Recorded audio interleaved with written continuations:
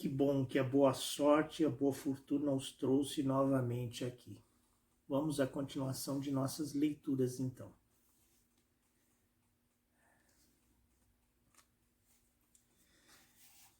Octagésima noite. Os homens que colhiam pimenta, continuou Simba, vieram ao meu encontro. Logo que me viram, perguntaram-me em árabe quem era e de onde vinha. Alegre de ouvi-los falar como eu, satisfiz de boa vontade a sua curiosidade, contando-lhes o modo como naufragara e viera a esta ilha, onde caíra na mão dos pretos. Porém, esses pretos, disseram-me eles, comem os homens. Por que milagre escapaste a esta crueldade? Fiz-lhe a mesma narração que acabais de ouvir e ficaram maravilhosamente pasmados. Fiquei com eles até terem ajuntado a quantidade de pimenta que quiseram, depois do que fizeram me embarcar no navio que os trouxera, o qual demandou a ilha de onde tinham vindo.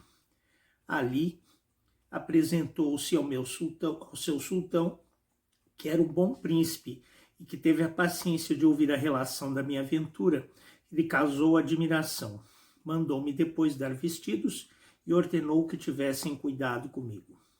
A ilha onde me achava era muito povoada e abundante em toda a casta de coisas, e fazia-se um grande comércio na cidade onde residia o sultão.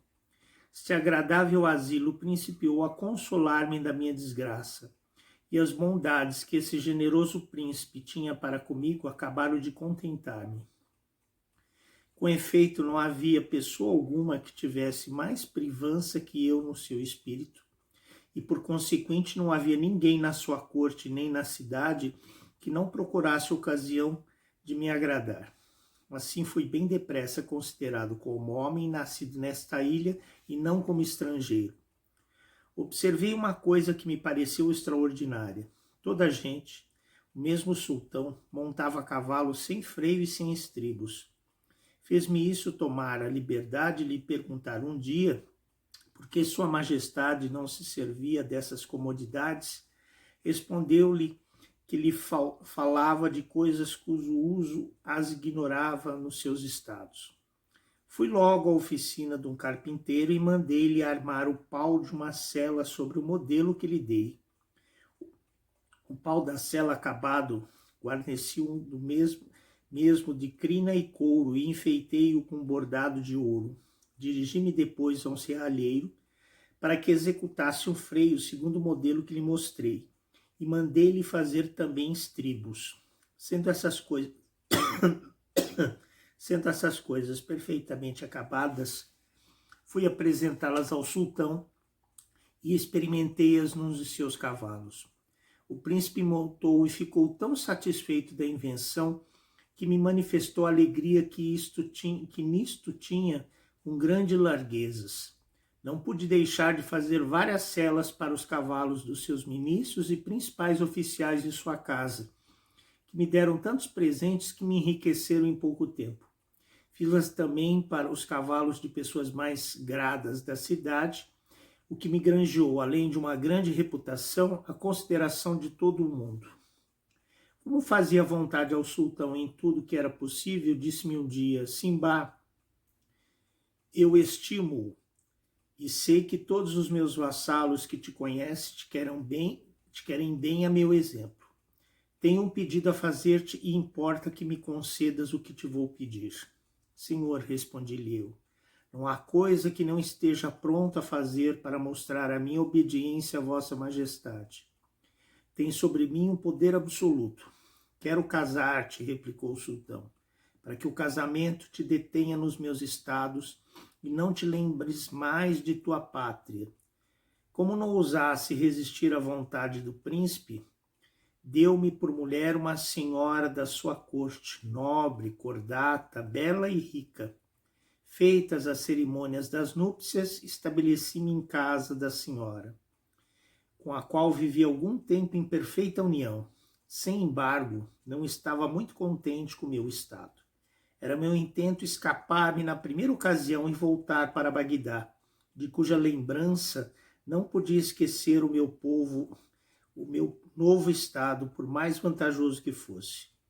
Estava nessa intenção quando a mulher de um dos meus vizinhos, com o qual travara amizade muito estreita, caiu doente e morreu. Fui à sua casa para consolá-lo e achando-o engalfado na mais viva aflição. Deus vos guarde, lhe disse, eu chegando-me a ele, e vos dê uma vida dilatada. Ai de mim, respondeu-me ele, como quereis que alcance a graça que me desejais? Não tenho já senão 1 hora de vida. Hã? Repliquei eu. Não deis entrada no vosso espírito a tão funesto pensamento. Espero que isso não acontecerá e que tereis o gosto de possuir-vos ainda largo tempo. Desejo, replicou ele, que seja de longa duração a vossa vida. Quanto ao que me diz respeito, estão meus negócios concluídos e asseguro-vos que hoje me enterram com minha mulher. Tal é o costume que estabeleceram os nossos antepassados nessa ilha e que observam inviolavelmente.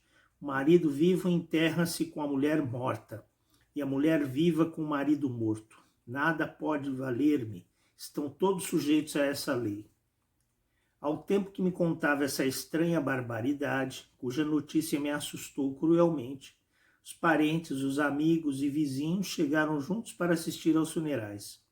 Revestiram o cadáver com seus melhores vestidos, como no dia do seu noivado, e enfeitaram-no com todas as suas joias. Colocaram-no depois num esquife descoberto e pôs-se o comboio em marcha. À frente dos enjoados caminhava o marido, seguindo o corpo de sua mulher. Tomaram o caminho de uma alta montanha, enxergados que foram, levantaram uma grande pedra que cobria a abertura de um poço profundo, e nele desceram o cadáver sem lhe tirar coisa alguma de seus vestidos e joias. Feito isso, o marido abraçou os seus parentes e os seus amigos e deixou-se meter sem resistência num caixão com uma bilha d'água e 7 pães juntos a si. Desceram-no, então, do mesmo modo que tinham descido a mulher. Estendia-se a montanha em frente a nós e servia de limite ao mar, e o poço era profundíssimo. Acabada a cerimônia, tornaram a pôr a pedra na abertura. Não há precisão, meus senhores, de dizer-vos que fui tristemente testemunha desses funerais. Todas as mais pessoas que a ele assistiram não me pareceram comovidas pelo hábito de ver repetidas vezes a mesma coisa.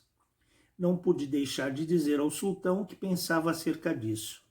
Senhor, disse-lhe eu, nada poderia espantar-me mais do que o estranho costume que se pratica nos vossos estados, de enterrar os vivos e os mortos. Viajei muitas nações e jamais ouvi falar de uma lei tão cruel. Que queres tu, Simbá? Respondeu-me o sultão. É lei comum e estou eu mesmo sujeito a ela. Serei enterrado vivo com a sultana minha esposa se ela morrer primeiro. Porém, senhor, disse-lhe eu, ouso perguntar a vossa majestade se os estrangeiros estão obrigados a observar esse costume. Sem dúvida, replicou o sultão, sorrindo-se da minha pergunta. Não estão isentos deles sendo casados nesta ilha. Voltei triste para casa com esta resposta. O receio de que morresse primeiro minha mulher e que me enterrassem vivo com ela dava-me motivo para fazer reflexões muito desconsoladoras. Sem embargo, que remédio dar a este mal? Foi forçoso ter paciência e reportar-me à vontade de Deus. Todavia tremia de temor da menor indisposição que via em minha mulher. Porém, ai de mim, tive logo o susto todo inteiro. Caiu verdadeiramente doente e morreu em poucos dias. Dita essas palavras, pôs fim Sherazade ao seu discurso por esta noite. Porém, na segunda continuou deste modo. E agora, será que Simbá conseguirá escapar de mais este perigo? Veremos na continuação de nossa história amanhã. Agradeço a todos vocês. Alabei.